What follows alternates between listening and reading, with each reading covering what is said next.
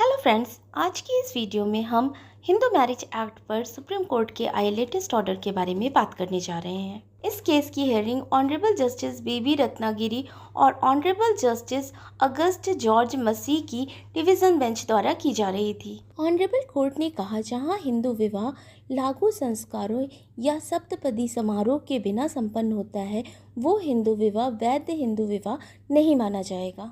ऐसा honourable court द्वारा इसलिए कहा गया क्योंकि इस कपल द्वारा ऑनरेबल कोर्ट को बताया गया कि उनका विवाह कभी हुआ ही नहीं, कि उनके द्वारा हिंदू विवाह की किसी भी रस्म को पूरा नहीं किया गया है, जैसे मांग भरना, 7 फेरे लेना, ऐसी किसी भी रस्म को उन्होंने पूरा नहीं किया। उन्हें अत्यावश्यकताओं और दबाव के कारण एक पंजीकृत संस्था से अपने समारोह का प्रमाण पत्र प्राप्त करना पड़ा और उस समारोह के प्रमाण पत्र के आधार पर उन्होंने उत्तर प्रदेश पंजीकरण नियम 2017 के तहत सर्टिफिकेट की डिमांड की थी और रजिस्ट्रार द्वारा मैरिज सर्टिफिकेट इशू किया गया। सारे तथ्यों को देखने के बाद ऑनरेबल सुप्रीम कोर्ट ने माना कि इस कपल के बीच विवाह संपन्न नहीं हुआ था, इसलिए ये मैरिज हिंदू मैरिज एक्ट के अकॉर्डिंग वैलिड हिंदू मैरिज नहीं है। ऑनरेबल सुप्रीम कोर्ट द्वारा इस केस में दिए गए तथ्यों की गहराई को समझते हुए कहा गया कि अगर कोई विवाह हिंदू विवाह अधिनियम की धारा 7 को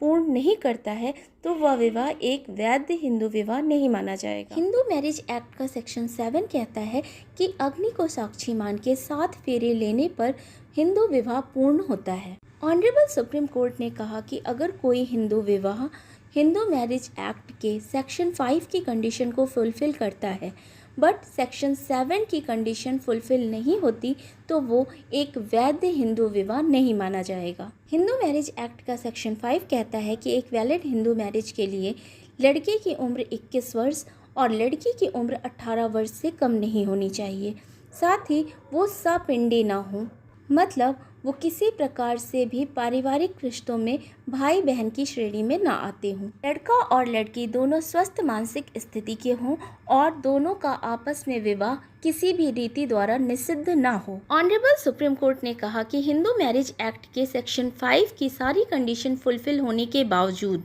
अगर सेक्शन 7 की कंडीशन फुलफिल नहीं होती तो कोई भी हिंदू विवाह वैलिड हिंदू विवाह नहीं होगा और हिंदू मैरिज एक्ट के सेक्शन 8 के अंतर्गत रजिस्ट्रार को किसी भी हिंदू मैरिज को रजिस्टर्ड करते समय सेक्शन 7 की कंडीशन फुलफिल होने का प्रमाण देखना ज़रूरी है, मतलब अग्नि को साक्षी मान के 7 फेरे लेने का प्रमाण आपके पास होना ज़रूरी है। अगर इस प्रमाण के बिना किसी की शादी रजिस्टर्ड हो जाती है तो उसे वैलिड हिंदू मैरिज नहीं माना जाएगा। ऑनरेबल सुप्रीम कोर्ट ने कहा कि हिंदू मैरिज एक्ट का सेक्शन 8 अपनी मैरिज को रजिस्टर्ड कराने की अनुमति देता है, लेकिन ये इस बात को प्रूफ नहीं है कि ये हिंदू मैरिज वैलिड है या नहीं है।